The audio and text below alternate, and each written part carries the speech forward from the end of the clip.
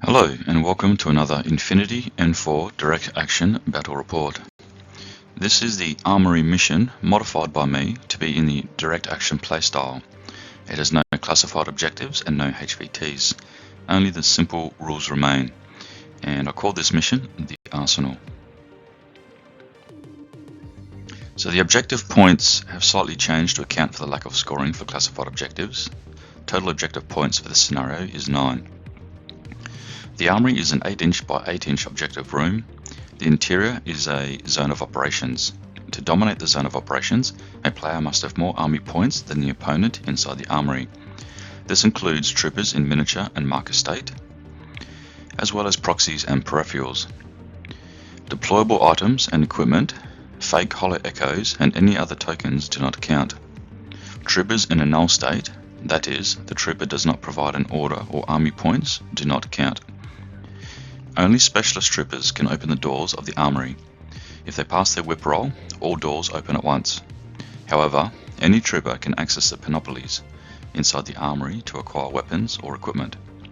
The game ends on the end of the third round, or if the start of a player's turn begins in the retreat state, then at the end of that player turn. So as you can see, the red areas are exclusion zones, where any trooper with the airborne deployment, forward deployment, or infiltration skills cannot deploy into. 2 panoplies are represented by console tokens. A trooper can only access items once from both panoplies. As you can see, this terrain setup is a mirrored image type. One side does not gain any advantage over the other, making deployment even for both players. My list for this bat rep consists of a core fire team of 3 Securitat. One is a lieutenant, one is a paramedic, and the remaining one is just a regular shooter. The heckler is there to lay cyber binds to slow any heavy infantry and remotes from advancing. He is a killer hacker, so he can remove any hacking threats to my heavy infantry. The Hollow Man is a heavy infantry specialist. My intent is to get him into the Armory and be survivable in close quarters, hence the boarding shotgun loadout. The Cruiser Borak is to be a threat piece and to deal with enemy heavy infantry.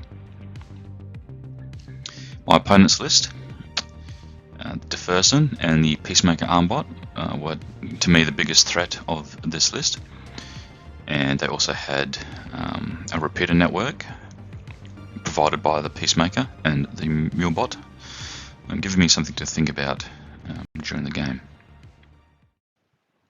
Onto the game. We both roll for initiative. We both pass our whip rolls. However, I score higher and choose to keep initiative and take first turn. My opponent keeps deployment and chooses to deploy second. I have played this mission before going second, and it was very hard for me to take back the Armory. I thought if I go first, then I have a chance of holding the room early and try and score as much as possible. Fortunately, this did not turn out to be the case. I decided to set up conservatively. I wanted to make sure my troopers would survive beyond first turn. My core fire team to cover the left side of the game table, the Cruiser Borak to cover the right side, the Heckler to provide mine coverage and to enter the Armory, with the Hollow Man to follow and be a harder threat to remove. This is my opponent's deployment. I'm not sure about the game plan per se. However, you can see on the left with the Mulebot, because we are light on miniatures, we use the silhouette marker to represent the actual Mulebot in game. And the actual miniature Mulebot is the Peacemaker Armbot, because we don't have Peacemaker Armbots. And Gabriel Deferson is just a Hospitaller Knight with HMG. And everything else is, well, the Raven Knight Officer is also a proxy model, and same with the Trauma Doc. But this is a deployment, and you can see the 2 drones, the 2 remotes are forward, extending a hacking network, and on a table this size, the 8 inches covers quite a large area. Now, because I chose to have first turn, my opponent spends a command token and removes 2 regular orders from my order pool, placing me in a very difficult situation as first turn, and was something I did not consider. So losing 2 regular orders places me in a very difficult position. My initial plan has now changed and I play a very defensive first turn. I decide the Peacemaker Armbot is a serious threat to my deployment zone, so I do my best to strengthen my left flank with only 4 regular orders. So I spend a regular order and I activate my camo token. And for the first half I declare move and move to the left of the door. No AROs are generated from my opponent. Second half I declare move. And the outcome is for me to prepare for my next order to lay a cyber mine. Spend another regular order, I activate the camo token again. For my first half I declare move and move 2 inches out and 2 inches back behind cover. No ARO from my opponent. And for the second half I place a deployable. So the outcome is a cyber mine is placed to protect my left side with my heckler in cover. Spending another regular order, I activate the fire team. First half I declare move. Now the paramedic, the one in front, cancels prone state and moves to the left. The team leader moves left 4 inches behind the building. And Securitat on the building moves down the stairs. No AROs are generated.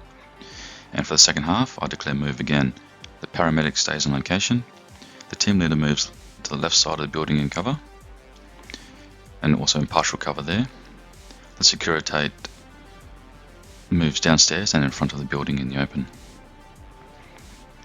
Outcome is moving my fire team into a better position to protect my left side from the Oxbot. Spending my last regular order, I activate the fire team. First half I declare move. Now the paramedic moves 0 inches and stays where it is. The team leader remains behind cover and does not move. The Securitat in the open moves into partial cover behind the hollow board. No AROs generated, and for the second half I declare idle for the entire fire team. Outcome is my fire team is now in a position to defend the left side. 3 troopers with 2 bursts each and ARO, providing up to a possible 6 ARO shots should anything move down that left side. So this round my opponent has 3 command tokens, 1 lieutenant order and 7 regular orders. Spending a regular order to activate the Ravenite officer. The first half, move to the left side of the armory door. No AROs are generated from me. And second half, declare open a short skill to open the door. And the outcome is the whip roll was failed and the door remains closed. Spending another regular order, my opponent activates the Ravenite officer again. And they declare for the first half open door, nil AROs, and the second half open door again. And the outcome this time is that the doors are opened. Spending another regular order to activate the camo token. Declare for the first half move and move to the right side of the armory inside the right side of the armory in silhouette contact with a panoply. I have no AROs. In the second half they place a deployable between the door and the panoply. And the outcome is the armory is now dominated and secured with a possible mine. Another regular order is spent and the Order Sergeant Hacker is activated. For the first half they declare move and the Oxbot moves to the right side of the door. The Order Sergeant remains prone and moves to the right. Nil AROs are generated. The second half, Order Sergeant move is declared again. The Order Sergeant moves 2 inches in front of the partial cover. And the Oxbot moves inside the armory to the left behind the partial cover. Now, because the Oxbot has moved into the armory, I do get an ARO because it's moved within line of fire, and my Securitat paramedic has line of fire to the Oxbot. And I declare BS attack. And the outcome is the Oxbot enters unconscious state. Another regular order spent, and they activate the Order Sergeant Hacker again. For the first half, declares move and cancels the prone state and moves towards the hollow board. I have AROs. My Securitat paramedic declares a BS attack. Sorry, not the paramedic, the one behind the hollow board on the far left. And the Kriza declares a BS attack. For the second half, they declare BS attack against my Securitate.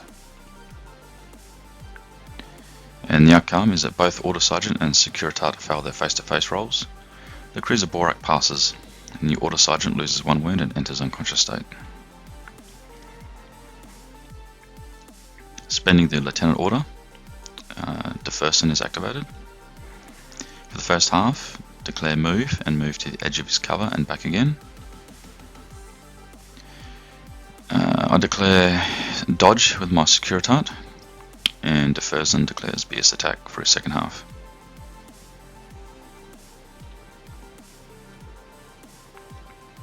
And the outcome is my Securitate loses 1 wound and enters the unconscious state.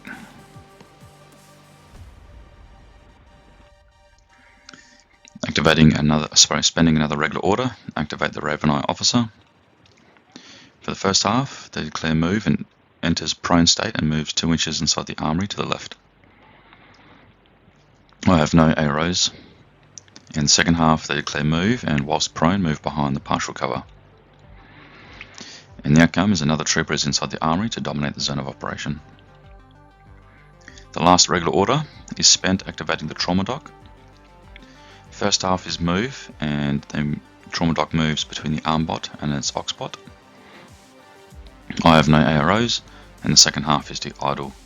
And the outcome is the trauma dock is in cover and in a more forward position. Now the results for this round, for dominating the zone of operations at the end of the round, my opponent scores 2 objective points. Round 2. So I start this round with 4 command tokens, 1 lieutenant order and 5 regular orders. I spend 1 command token to form a fire team duo consisting of the Hollow Man and Kriza, and the Kriza is the team leader. I spend a regular order and activate the fire team, the duo. And for the first half, I declare move, and the Kriza moves forward to the next partial cover, and the Hollow Man moves behind the Kriza on the left.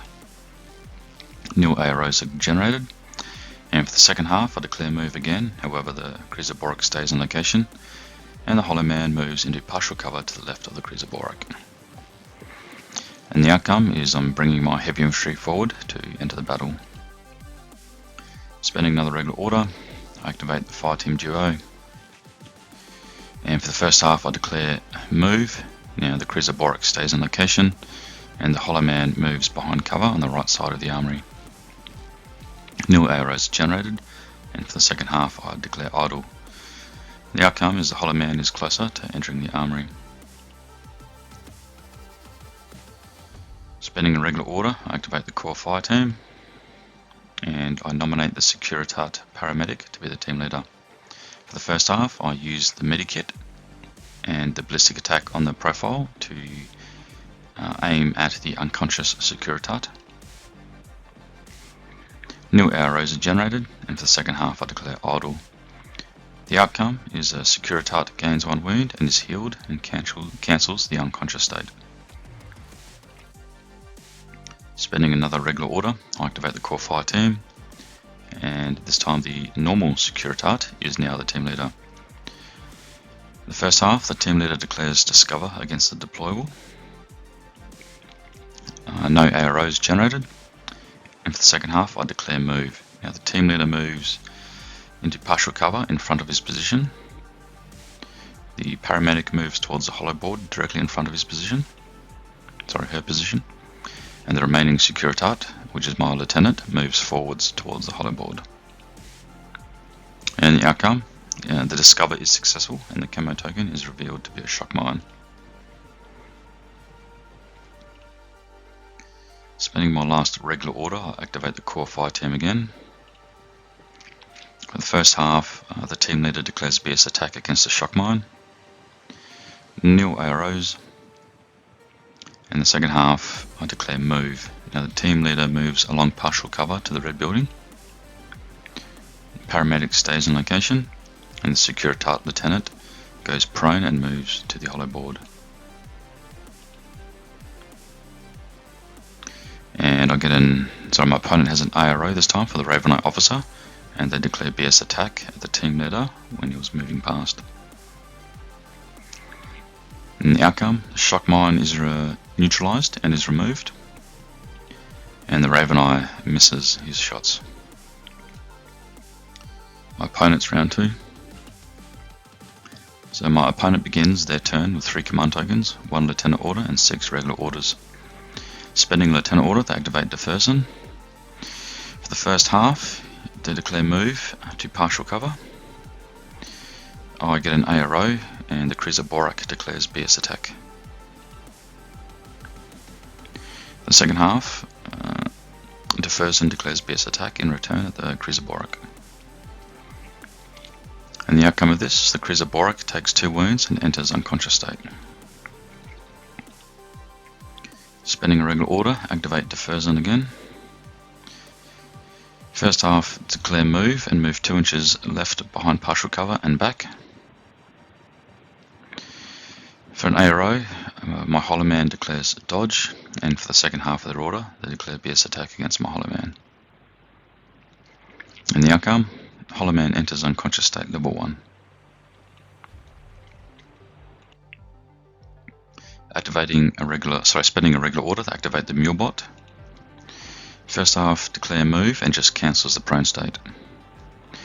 I do get an ARO from my Securitate paramedic, and she declares BS attack. Second half, the Mulebot declares move and moves towards the armory. And the outcome, the paramedic misses.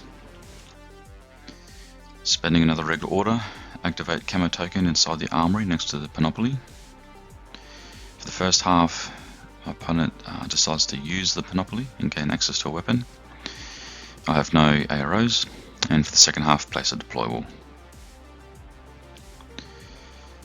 So the outcomes, the Trinitarian is revealed, and they acquired a Panzerfaust from the Panoply, and a camo token is deployed to secure the armory. Spending another regular order, activate the Trinitarian again, and they spend an entire order to re-enter camouflage state. And the outcome, it just makes it harder for me to shoot or needing to discover the enemy first before shooting, and it just gives the Trinitarian more durability in this state. Spending another regular order, they activate their Raven Eye officer. For the first half, they declare move and cancel prone state and move to the center of the armory. I get AROs, my Securitate paramedic and Securitate behind the red building on the left both declare BS attack. For the second half, the Raven Eye declares BS attack using the Emirat towards the Securitate behind the red building. The paramedic. Apologies. And the outcome, the Raven Eye enters the dead state and is removed from the game table, and my Securitate paramedic enters the isolated state. For the last regular order of the turn, they activate their Trauma Doctor. For the first half, declare move and move to the right side of the open door. New AROs. For the second half, declare idle, and the outcome is to prepare to use the Trauma Doc in the next round. And the results, the military orders still dominate the armory, scoring another 2 objective points this round. Round 3. So I'll start this round with 3 command tokens, 1 lieutenant order and 3 regular orders. I rechecked the rules for veteran skill, and it turns out that troopers with veteran skill cannot be isolated, so I remove the isolated token after this photograph. I spend a regular order and activate my camo token. For the first half, I declare move and move towards the left side of the open door. New ARO, and for the second half, I declare move again and move inside the armory to partial cover. Now an ARO occurs here. I enter the range of the shock mine and the shock mine explodes. And the outcome is the Heckler enters the dead state and is removed from the game table. Spending another regular order, I activate the core fire team. I nominate the Securitate paramedic as the team leader. For the first half, I declare move, and the paramedic moves to the left side of the open door.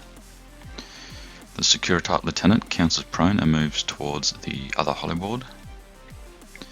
and the regular Securitate moves forwards to the open door on the left side of the armory.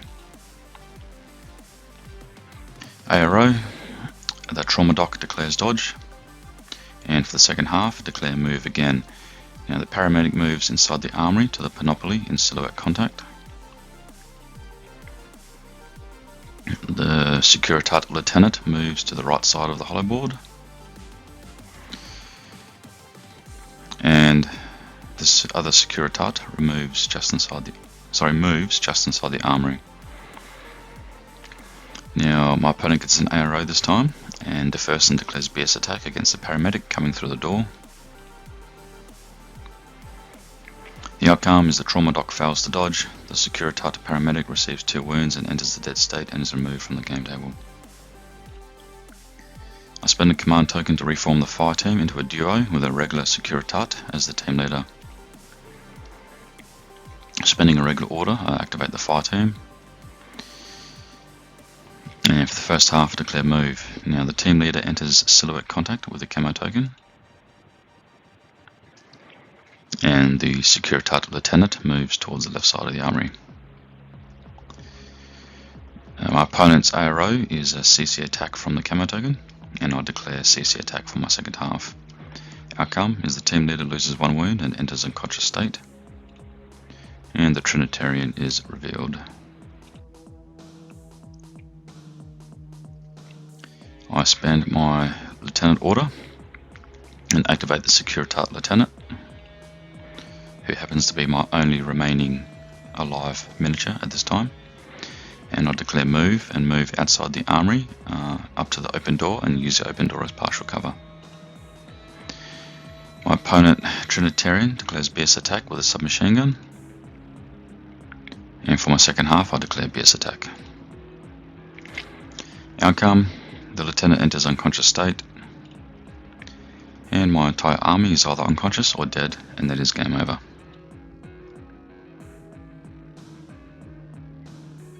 So, at the end, my opponent scores 2 objective points for dominating the armory at the end of the turn, and scores 2 more objective points for dominating the armory at the end of the game.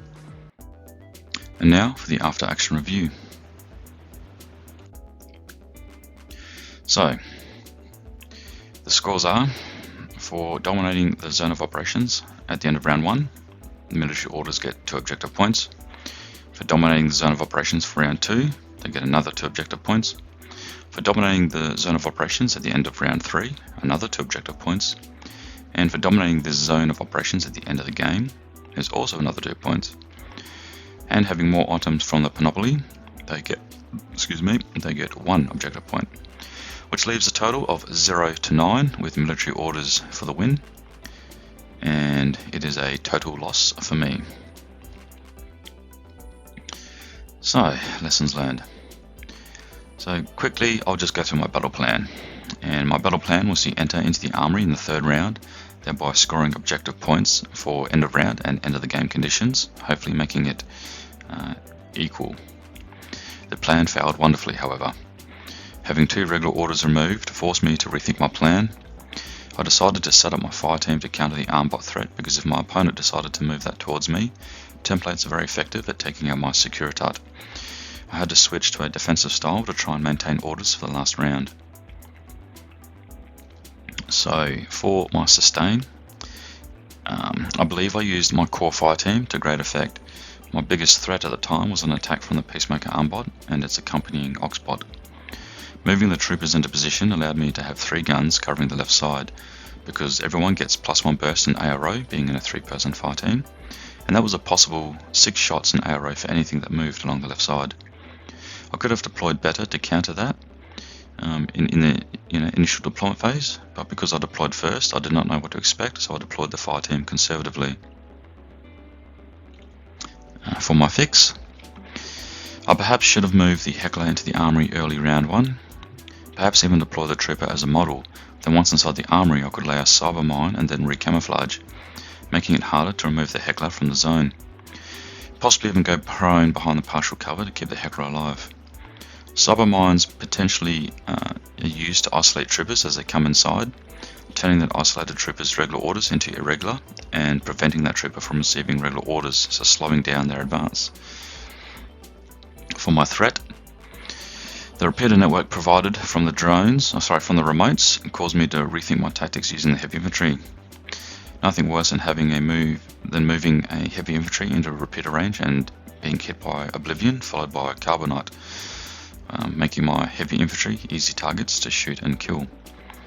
Deferson's high whip of 15 is a strong threat, and I was unsure if my Heckler Killer Hacker could have done much towards Deferson, and this is because Deferson has an upgrade which is Trinity, so it would have been a tough hacker battle to kill each other. For my opponent's lessons learned,